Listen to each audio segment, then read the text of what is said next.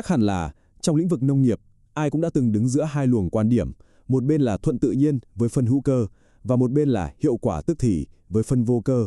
Vâng, đây là một cuộc tranh luận dường như không bao giờ có hồi kết, một câu hỏi gần như là nền tảng, định hình cách chúng ta canh tác và sản xuất ra lương thực.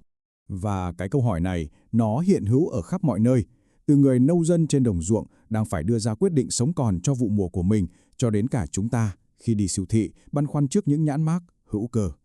Dường như xã hội đang buộc chúng ta phải chọn một trong hai con đường, không có một ngã rẽ nào khác cả. Nhưng mà có một điều thế này, sẽ ra sao nếu như toàn bộ cuộc tranh luận này lại được xây dựng trên một cái tiền đề sai lầm ngay từ đầu?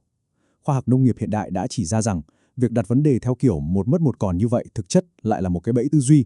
Sức mạnh thực sự không nằm ở việc chọn một phe, mà là ở sự kết hợp thông minh giữa cả hai. Được rồi, bây giờ chúng ta sẽ cùng nhau mổ xẻ vấn đề này một cách chi tiết. Đầu tiên, chúng ta sẽ tìm hiểu về cái gọi là sức mạnh vô cơ. Sau đó, chúng ta sẽ khám phá nền tảng hữu cơ. Tiếp theo, chúng ta sẽ phải đối mặt với một sự thật không mấy dễ chịu, đó là cái giá về mặt khí hậu. Rồi từ đó, khám phá một giải pháp tích hợp đầy hứa hẹn. Và cuối cùng, cùng nhau nhìn về tương lai của ngành canh tác. Ok, phần đầu tiên, sức mạnh vô cơ. Hãy nói về những viên thuốc tăng lực cho cây trồng, tức là phân bón hóa học.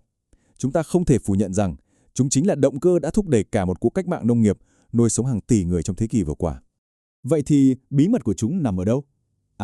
Đó là nồng độ dinh dưỡng cực kỳ cao và khả năng cung cấp ngay lập tức. Cứ hình dung nó như một liều thuốc được tiêm thẳng vào tĩnh mạch vậy. Khi bón vào đất, các hợp chất này phân ly thành các ion mà rễ cây có thể ăn ngay lập tức. Nó tạo ra một sự bùng nổ tăng trưởng mà chúng ta có thể thấy bằng mắt thường chỉ sau vài ngày.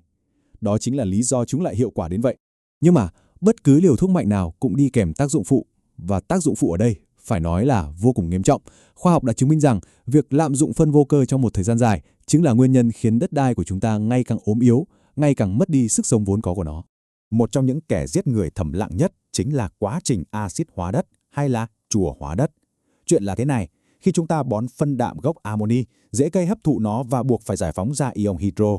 Cùng lúc đó, các vi khuẩn trong đất cũng làm việc và giải phóng thêm một lượng ion hydro khổng lồ nữa.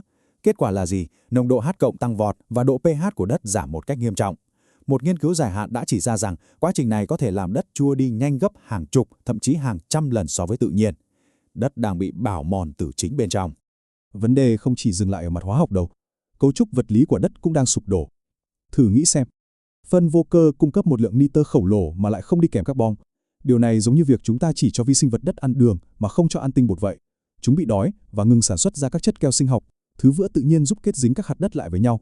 Hậu quả là cấu trúc tơi xốp biến mất, đất bị nén chặt lại, trở thành một môi trường thiếu oxy, một vùng chết đối với toàn bộ hệ sinh thái từ vi sinh vật cho đến giun đất. Được rồi, chúng ta tạm gác lại những liều thuốc tăng lực đó. Bây giờ, hãy chuyển sang phía bên kia của cuộc tranh luận, phân bón hữu cơ.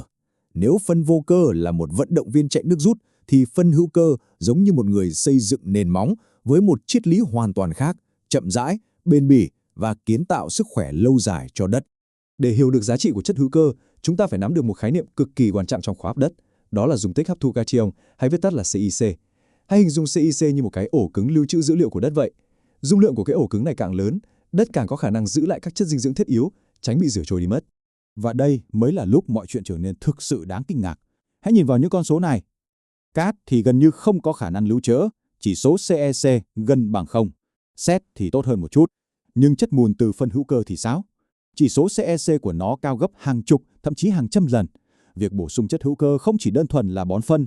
Nó giống như việc chúng ta nâng cấp cái ổ cứng của đất từ vài gigabyte lên vài terabyte, tạo ra một kho dự trữ dinh dưỡng khổng lồ.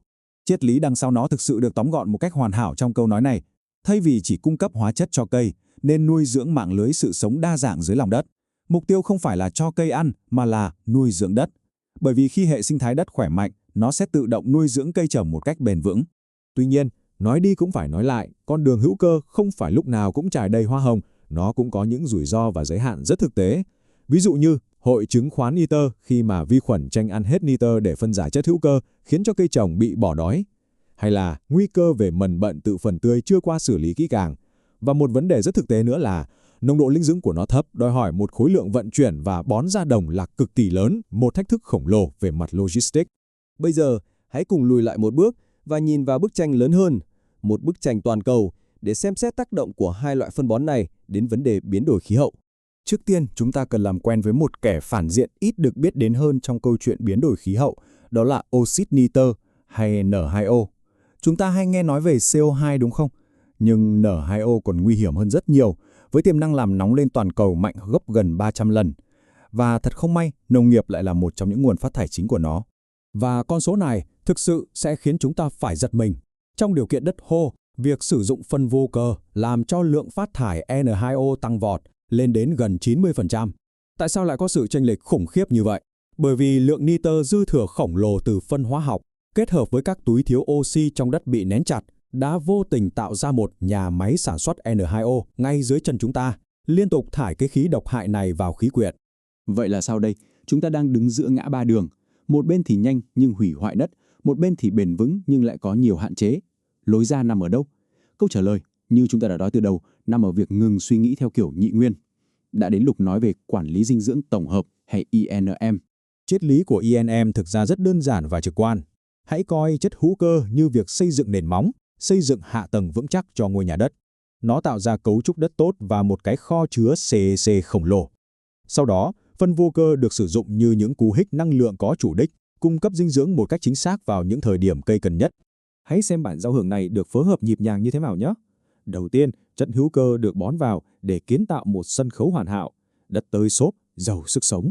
Sau đó, khi cây trồng bước vào giai đoạn cần nhiều năng lượng nhất, một lượng phân vô cơ được tính toán cẩn thận sẽ được đưa vào. Nhưng thay vì bị rửa trôi đi một cách lãng phí, các ion dinh dưỡng này ngay lập tức được bắt giữ bởi hệ thống CEC khổng lồ do chất hữu cơ tạo ra. Điều này cho phép cây trồng hấp thụ từ từ và đạt hiệu quả tối đa. Hầu như không có gì bị lãng phí cả. Và đây không chỉ là lý thuyết suông trên giấy tờ đâu. Ngay tại Việt Nam, mô hình ENM đang tạo ra những thay đổi kỳ diệu. Ở đồng bằng sông Cửu Long, nó đã giúp tăng năng suất lúa tới 18,6%. Ở Tây Nguyên, nó đang cứu sống những vùng đất trồng cà phê và hồ tiêu vốn đã bị suy thoái nặng nề do chua hóa.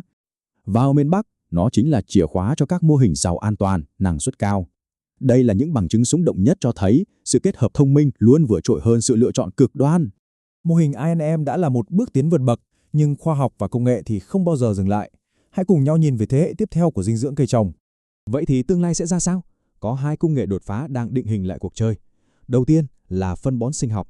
Về cơ bản là chúng ta đang tuyển dụng cả một đội quân vi sinh vật để làm việc cho mình, cố định đạm từ không khí, hóa tan lân khó tiêu. Rồi tiếp theo là phân bón nano. Hãy tưởng tượng những viên nang siêu nhỏ bọc dinh dưỡng bên trong và chỉ giải phóng chúng khi rễ cây ra tín hiệu. Nó giúp giảm lãng phí gần như tuyệt đối. Đây chính là nông nghiệp chính xác ở cấp độ phân tử. Vậy thì, bài học lớn nhất mà chúng ta rút ra ở đây là gì? Đó là chúng ta phải vứt bỏ cái tư duy cũ kỹ, giáo điều về việc phải chọn phe hữu cơ hay phe vô cơ. Tương lai của nông nghiệp không nằm ở một sự lựa chọn, mà nằm ở sự quản lý. Quản lý toàn bộ hệ sinh thái nông nghiệp một cách thông minh, giống như một nhạc chướng tài ba, tận dụng thế mạnh của mọi công cụ mà chúng ta đang có trong tay. Và cuối cùng tất cả những phân tích này dẫn chúng ta đến một câu hỏi nền tảng, một câu hỏi sâu sắc hơn rất nhiều.